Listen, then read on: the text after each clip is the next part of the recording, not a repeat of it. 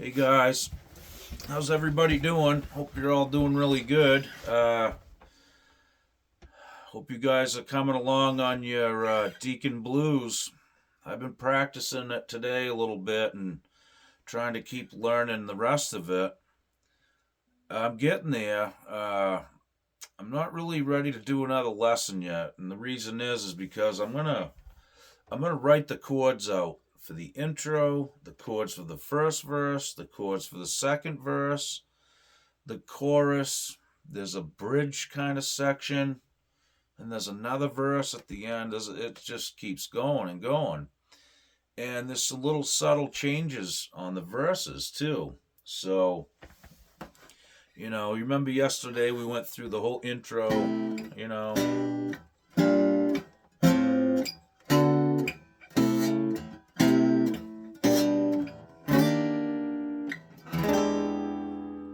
right? We got through that, and then we get into the first verse.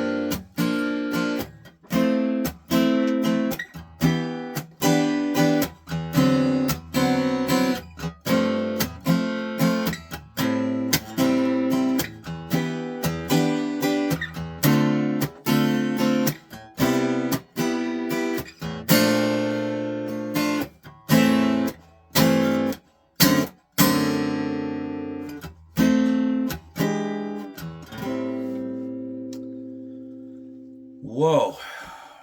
I couldn't stop because I was on a roll, I guess. But that's where I've got to right there. Now, there's a few little things that could be different. I'm not saying I've got this exactly, but uh, it's pretty handy, okay? And there's different inversions you can play for chords. It doesn't mean they're wrong or anything like that. It might be, sometimes not exactly. It could be implied chords because sometimes you're hearing, a guitar and a keyboard together, so it can be hard to discern every note, as to which instrument played it, so to speak. But that's what I've got so far, and there's still more. So, what I want to do is, like I said, I want to write out some charts, just chord diagrams for the intro and each verse, and because they change a little bit at the ends to segue into these different parts, the that's different. Uh, and that's another nice little chord, F over a G. And we were playing A over G. I mean G over A. Now before it goes into the chorus, the last chord it hits is this G over F. And then to A minor, D minor 7, C major 7, B flat major 7, A minor. It just walks it down the bass a little bit, And I might have played that. I'm dying behind the wheel. I don't know that it's either one, I guess. I can't remember. It's hard to, right off the top of your head, but this is how I like to do things. I like to learn things and then try to play it without listening to the record. I try to do it from memory, and it's really hard to do. But that I find that has been the best practice in my life because it's just I think you remember it better, and it really burns into your mind a little better. But obviously, we have to listen to it to start somewhere, right? Because we don't know any of the chords without listening.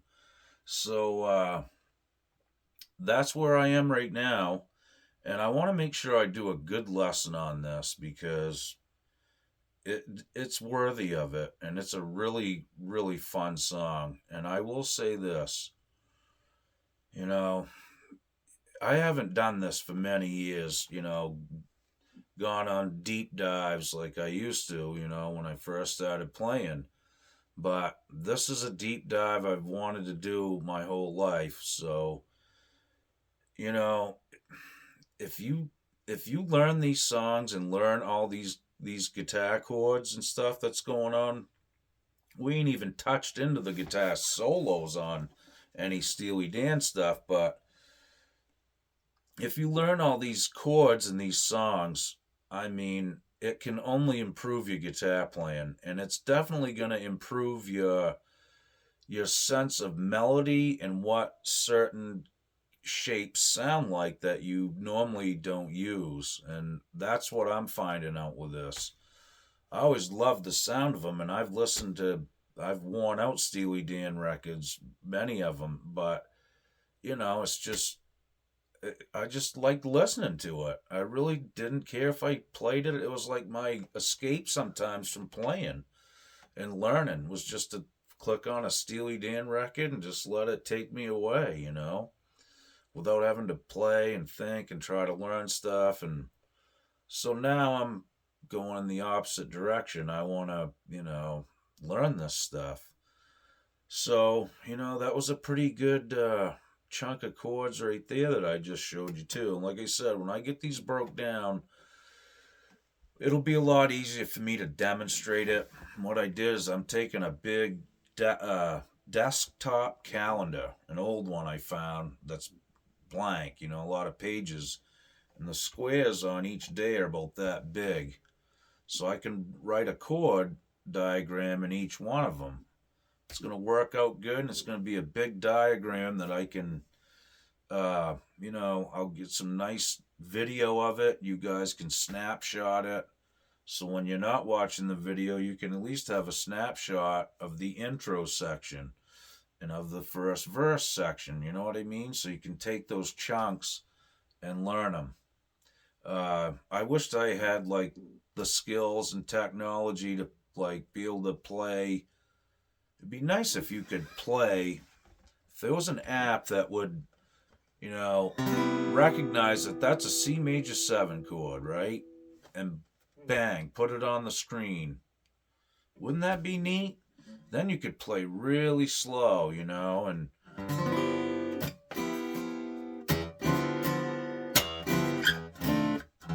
that kind of thing. I think that would be handy. Maybe someday somebody will do it. But until now, this is how I'm going to go about it. At least that way, you guys have a visual of what the chord shapes look like. And I always find that too very helpful. Like, take a pen and paper and draw out, 6 strings and some frets and draw those notes in there and write what it is. If it's an E major 7, E major 9, whatever the chord is, write it in there. Write it above the chord what it is, and take the time to pencil them in, the dots, where your fingers go. I think it seems to help me remember stuff better that way too. Just like writing stuff on a piece of paper, a grocery list. Usually if I don't write it on a piece of paper, I'll forget something. But if I write it on a piece of paper, 9 times out of 10, I don't even pull the paper out when I get in the store until I'm almost done but most of the time I got it. I think that's something about that mechanical thing of writing stuff out. We don't do that much anymore, but that's what it is. Uh, I'm not quitting on this tune. Uh, that's another thing. When you get this invested into it, and I've taken this much time to learn this, I'm not the kind of person that's going to stop. So I'm going to keep going till I get it somehow. Man, I did not know what I was biting off here. This is a big chunk of Steely Dan. Maybe one of their hardest songs. I haven't even thought about that, but wow, a lot of chords anyway. But they're beautiful, and it's just really cool, just to see how these work together. I'm learning a ton of stuff. I really am by learning this one song. Honestly, it's amazing me how much movement is going on, but you don't hear that movement on the record. It's so subtle and it's done so tastefully. It just kind of blows by you and you don't even catch it, It's that good. Well, all right, guys, I'm not going to hold you up anymore, but keep practicing. Like I said, work on those little things, and if you guys are doing it, great. And I'm going to finish it, like I said, and we'll get through it. I'm going to at least show you all the patterns that are in the song. It's that way you should be able to pretty much play with it. You might have to stop in a few spots and just,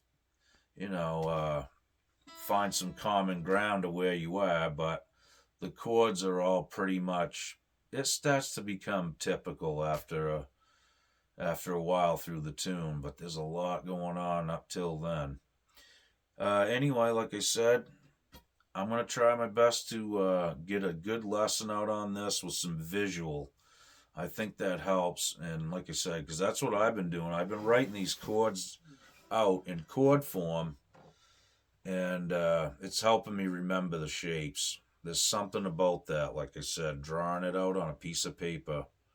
It's old school, but sometimes that's the best, right?